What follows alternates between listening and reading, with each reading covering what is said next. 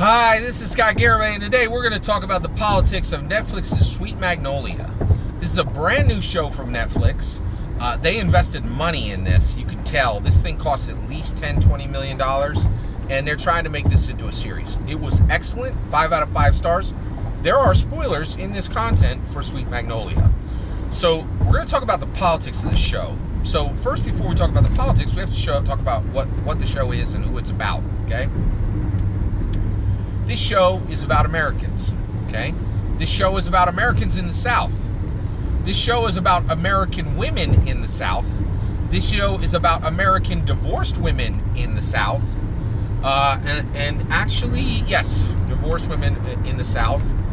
And then it is about Friends. There are three women, three central women in this movie. Or I'm sorry, in this series. Right? It's about 10 episodes long, and it is also about Christian women. Let's get into it. All right. So one thing I was shocking about the show is all the women go to church. That is shocking, right? To see any show on television showing people just getting up on a Sunday morning and going to church is absolutely shocking to me, right? Now, and this is a show about, this isn't a period piece, this is a modern time piece, right? And not only do they show women going to church with their families, right? Getting up on a Sunday morning, putting on their nice clothes, grabbing their Bible, and trying to make it out the door by 9:15, 9:30 in the morning, or even earlier. Like, it is shocking to see this. You almost never, ever see this on television in something that's not a period piece now. It's incredible. I was like, what the heck? I was shocked to see this, right? So one, this show is about evangelical, and oh yeah, get this, it ain't Catholic, right? Like, this is like, I would say this is a Protestant church. It's pretty generic. Like, it's hard to see exactly what it is, but it definitely ain't Catholic, right? And you could tell why. If you watch it, you'll see why, right?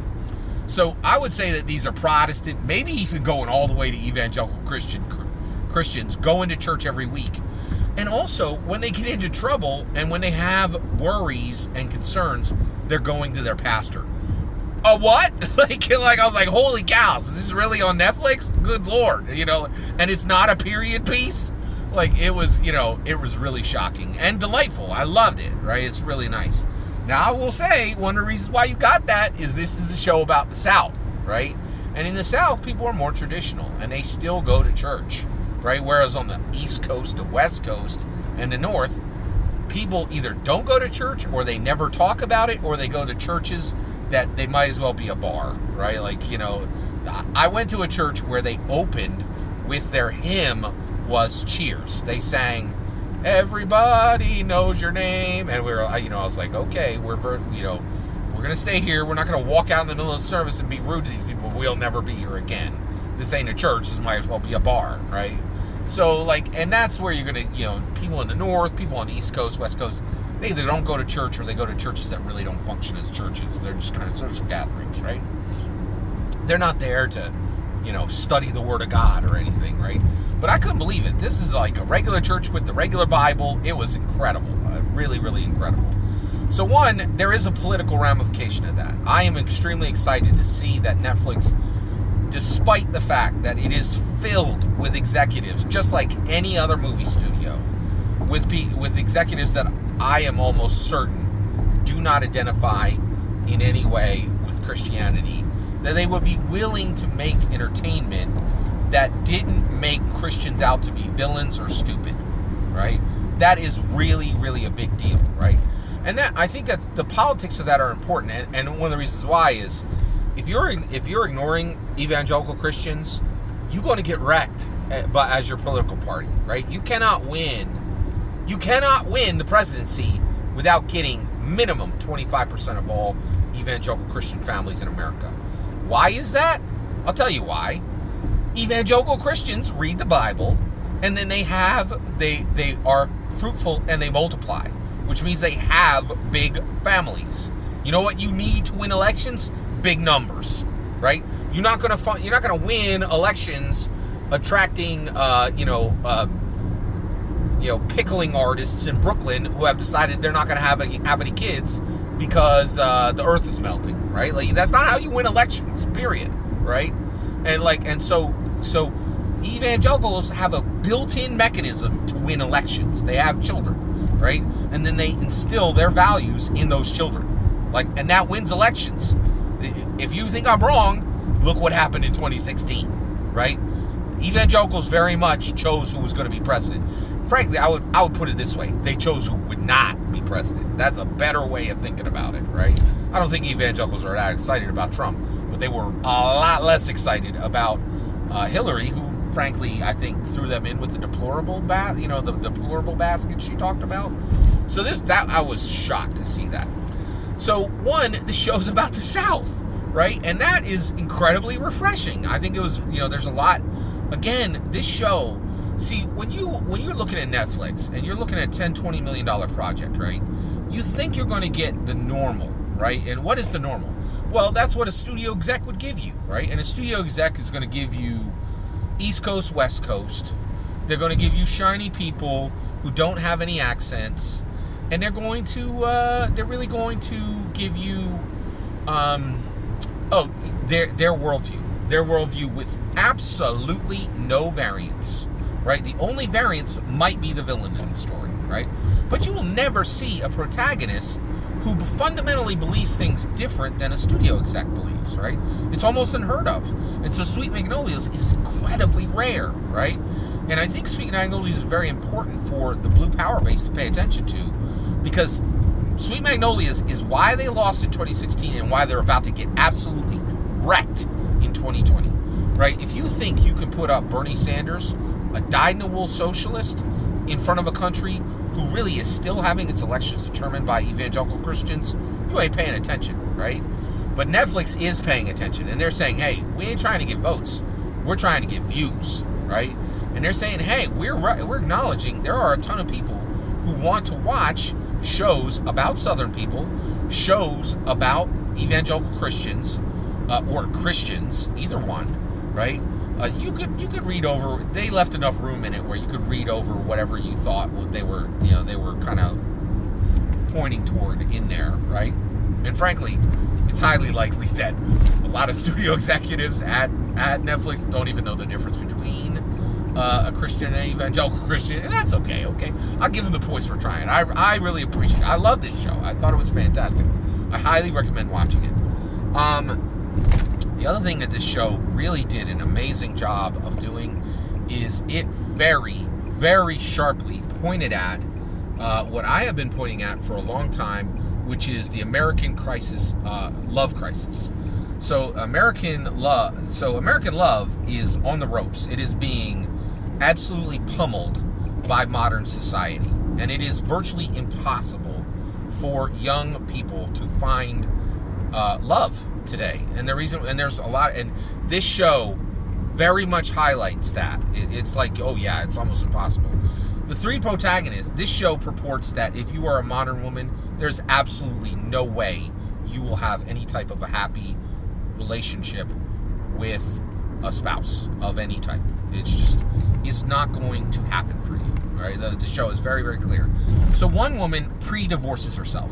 She never marries, right? And you could say, oh, she didn't get divorced. No, she did get divorced, right? She said flat out, her two friends, there's these three women, they're very, very good friends, right? So there's the never married, right? And she says, the reason I never married is I watched the pain that the two of you went through. There's a woman who is married, does not live with her husband, and has been living as a married woman without her husband for like 5 years, right? Where the pain of going through divorce is so intense that they just live apart and they don't bother to get divorced because it's so painful, right? And I think this was included in this because this happens to a lot of people. I definitely think this happens to a lot of people, right? And then the last one is they show this woman who goes through a bitter divorce. So you have bitter divorce woman, you have shallow divorce woman, divorced but not actually divorced, right? Married but living as a divorced person. And then last, you have pre-divorce, divorcing herself from any ability to ever have a marriage because she's seen 2 other women absolutely wrecked on the shores of attempted marriage. It's a deep, deep topic. And Netflix is pointing at this, and I think it's really important for any political wonk to watch this show. And just because this show is hammering home the point I've been making for well over a year now, there is people want to talk about nonsense crises like environmental, climate change. That's fixed now, right? With COVID-19, I think so, right? Nobody's driving anywhere. I am now. There's like 3 cars on the road. Really, so it's really, there's not much, right? And so basically, but we have real crises that are really affecting people, right? And that is very much the American love crisis. Right now, if you're a young person, your odds of finding somebody who is interested in the plurality, the preference, and is functionally stable is like, come on, like it's like winning the lottery. You are done. Right? Like to any modern young person, your odds of finding love are slim to none, right? And show after show after show is either pointing them toward this future or getting them ready for this future, or trying to comfort them in the future they are living in. It is truly sad. And this show is right there. This show doesn't even imagine the idea of a happy marriage in today's society, and I don't think they're wrong. I would say that probably 1 in 1,000 people today are happily married. Easily. And the reason why is I'm happily married. I've been married for 29 years. I'm incredibly fortunate. I have a wife who loves me. I'm so fortunate, right? But I look around, man, and I'll tell you right now, I only see it in one place, and that's my church, right? I can't, in my lost friends, my friends who are not Christians, I don't know a single person who's been married more than 5 years. Not one, right? And all the young people that I game with, that I play tabletop role-playing games with, that I talk about comic books with, they're not even attempting it. Most of the young gamers that I know of, they're like, oh, there's no way I'm going to find anybody to love.